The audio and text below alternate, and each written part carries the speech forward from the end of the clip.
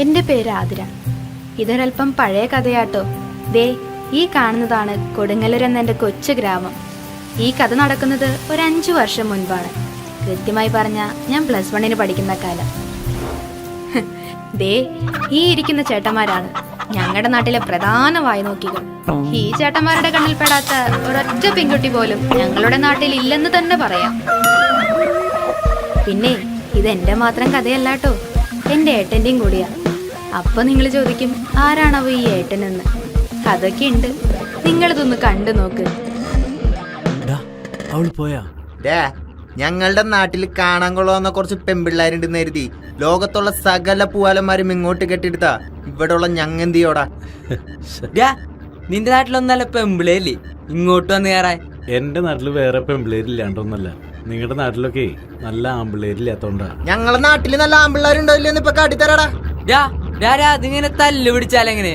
ആരെങ്കിലും അവളൊന്ന് വളയ്ക്കാൻ നോക്കാദ്യം. അവള് വരുന്നടാ.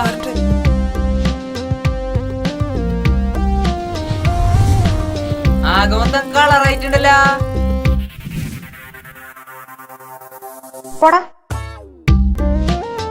ഇപ്പൊ നിങ്ങൾ കരുതുന്നുണ്ടാവും ഈ ഇരിക്കുന്നവന്മാരിൽ ഏതോ ഒരുവനായിരിക്കും എന്റെ നായകനെന്ന്. അല്ല കേട്ടോ, എന്റെ നായകൻ ദാ വരുന്നതേ ഉള്ളൂ.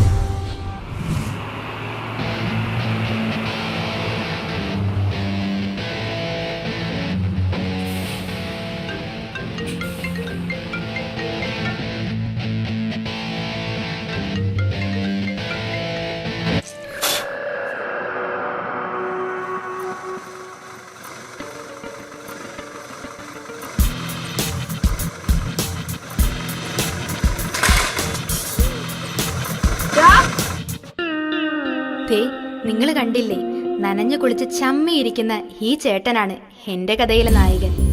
അന്നത്തെ ദിവസം മുഴുവൻ മനസ്സ് നിറയെ നനഞ്ഞു കുളിച്ചിരിക്കുന്ന ആ ചേട്ടന്റെ മുഖമായിരുന്നു.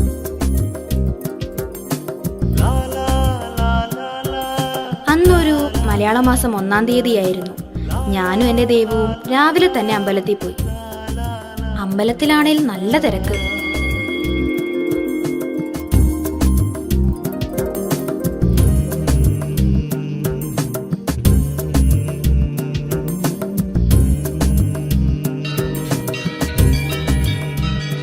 പെട്ടെന്നാണ് ആ ചേട്ടനെ ഞാൻ കണ്ടത്.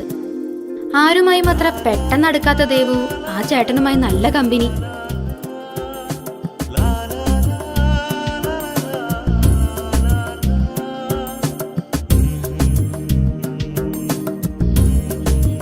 ഒരു സോറി പറയാൻ ഒരവസരത്തിനായി ഞാൻ നോക്കിയിരുന്നപ്പോ ദേ എന്നെ ഞെട്ടിച്ചുകൊണ്ട് പുള്ളിക്കാരൻ വന്ന് ഇങ്ങോട്ട് സോറിയും പറഞ്ഞു.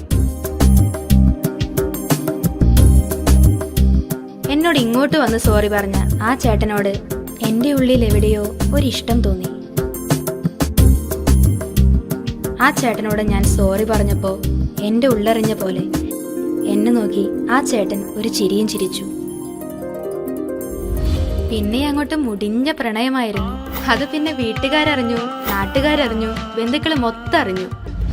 പക്ഷേ ദേ കണ്ടില്ലേ, ഇവന്മാര് മാത്രം ഒന്നും അറിഞ്ഞില്ല. നാട്ടുകാരും മൊത്തം അറിഞ്ഞു, നിങ്ങൾ മാത്രം ഒന്നും അറിഞ്ഞില്ലേ? ഇനി ഇവൾക്ക് വേണ്ടി ആരും ഇവിടെ ഇരുന്ന് വെയിൽ കൊള്ളണമെന്നില്ല. ഇനി ആരും അറിഞ്ഞില്ല പറഞ്ഞില്ല എന്നൊന്നും പറയരുത്. വരുന്ന ജനുവരി 26 ഞങ്ങളുടെ വിവാഹമാണ്. എല്ലാവരും വരണം, ഞങ്ങളെ അനുഗ്രഹിക്കണം. അപ്പൊ മറക്കണ്ട, ഈ വരുന്ന ജനുവരി 26-ന്